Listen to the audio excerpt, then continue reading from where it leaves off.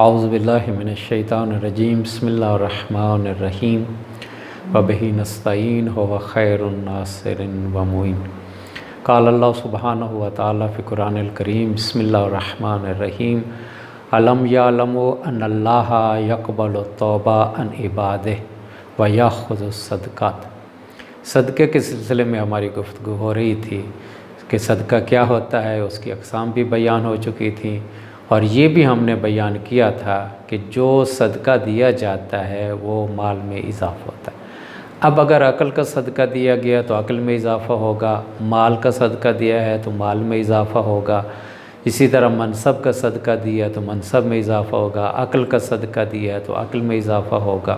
یعنی جو بھی آپ صدقہ دیتے ہیں اس میں اضافہ ہوتا ہے۔ لیکن اب ہم نے یہ دیکھنا ہے کہ صدقہ ہم دیتے ہیں، اس کے باوجود اضافہ نہیں ہوتا، اس کی کیا وجوہات ہے، اس پہ آج گفتگو کریں گے۔ دوسرا ہم اس پہ گفتگو کریں گے کہ صحیح مستحق صدقے کا کون ہے۔ تو پہلی بات ہم یہ دیکھتے ہیں کہ صدقہ بعض اوقات ضائع ہو جاتا ہے۔ قرآن کریم سے اور احادیث سے جو ہمیں باتیں نظر آتی ہیں وہ تقریباً 4 چیزیں ایسی ہیں کہ جن کی وجہ سے صدقہ ضائع ہو جاتا ہے۔ پہلی چیز جو آیت نے بیان کی ہے وہ یہ ہے کہ جب انسان حلال مال سے صدقہ نہیں دیتا بلکہ حرام مال سے صدقہ دیتا ہے تو پھر اس صدقے کا کوئی فائدہ نہیں ہوتا، وہ صدقے کے جتنے بھی اثرات ہیں وہ اس پہ مرتب نہیں ہوتے۔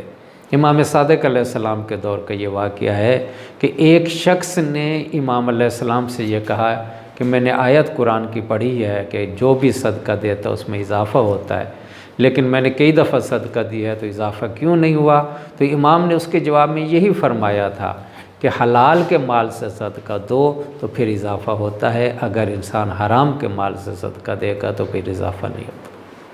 تو اس طرح اگر انسان حلال کے مال سے صدقہ نہیں دیتا تو گویا کہ وہ صدقہ ضائع ہو جاتا ہے۔ اور قرآن کریم میں ایک اور جگہ خدا فرماتا ہے یا ایھا الذین آمنوا لا تبطلوا صدقاتکم بالمن والعزی کالذی ینفق مالہ رئاء الناس۔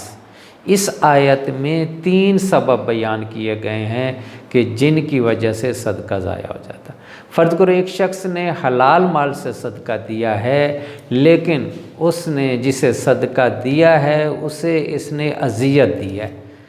یعنی فرزبان کے ساتھ اس کو اذیت دیا۔ فرض کرو محفل میں بیٹھا اور اس کے جا کے آ کے یہ کہتے ہیں میں نے تجھے یہ صدقہ دیا ہے، جس کی وجہ سے اس کو تکلیف ہوئی ہے کہ لوگوں نے سن لیا ہے اور لوگ اس کے بارے میں اب کیا کہیں گے کہ یہ لوگوں سے صدقہ لیتا ہے۔ تو گویا کہ اگر زبان کے ساتھ یا کسی اور طرح سے تکلیف دی ہے اس صدقے سلسلے میں تو پھر وہ صدقہ باطل ہو جاتا ہے۔ اسی طرح بالمن،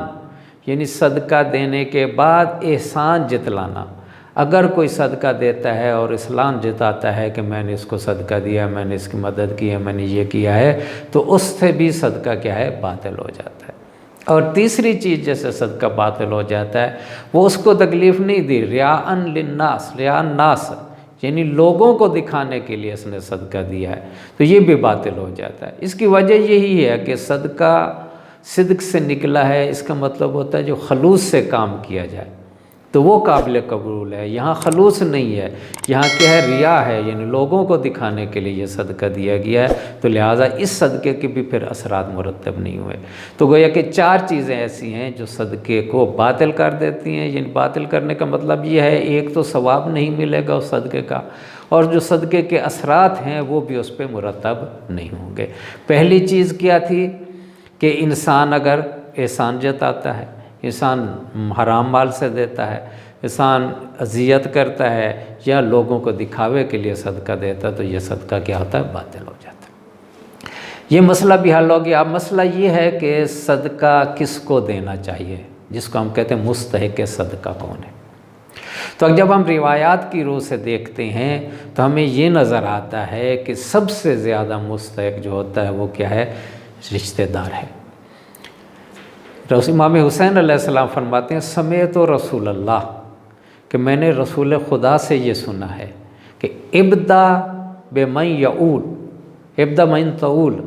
کہ صدقہ اس کو دو جو تمہارے اہل میں سے ہے۔ پھر رسول خدا نے یہ بھی فرمایا کہ اگر کسی کی والدہ جو ہے وہ مستحق ہے تو پہلے اس کو صدقہ دے، اس کے بعد جو ہے اپنے والد کو صدقہ دے، اس کے بعد اپنی بہن کو صدقہ دے، اس کے بعد اپنے بھائی کو صدقہ دے، اور اس کے بعد جو قریبی رشتہ دار ہیں ان کو صدقہ دے۔ تو اس سے مطلب یہ نکلتا ہے کہ انسان کے جتنے قریبی رشتہ دار ہیں پہلے اگر وہ مستحق ہیں تو پہلے ان کو صدقہ دے، اگر وہ مستحق نہیں ہیں تو پھر دوسروں کو دے۔ حتیٰ کہ آخری جملہ روایت کا یہی ہے کہ لا صدقۃ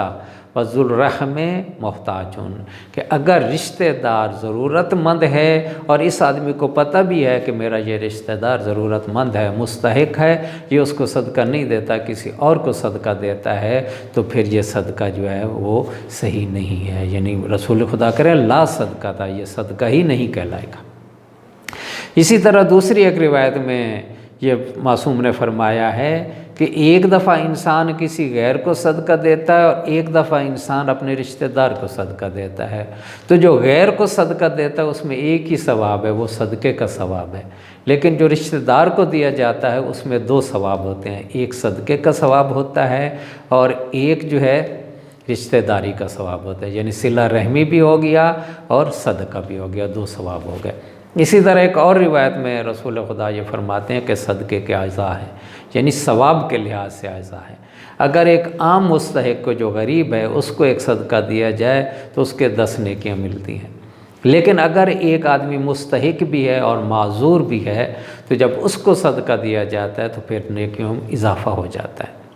اسی طرح اگر یہ رشتہ دار بھی ہے اور مستحق بھی ہے تو اس کو جو صدقہ دیا جاتا ہے اس کا ثواب سب سے زیادہ ہوتا ہے۔ تو لہٰذا انسان کو چاہیے کہ اپنی ان نیکیوں کو برباد نہ کرے، ان اصولوں کا خیال رکھے تاکہ جو بھی وہ اللہ کی راہ میں خرچ کر رہا ہے اس کو ثواب بھی ملے اور اس کے اثرات بھی اس پہ مرتب ہوں۔ اللہم صلی علی محمد و آل محمد۔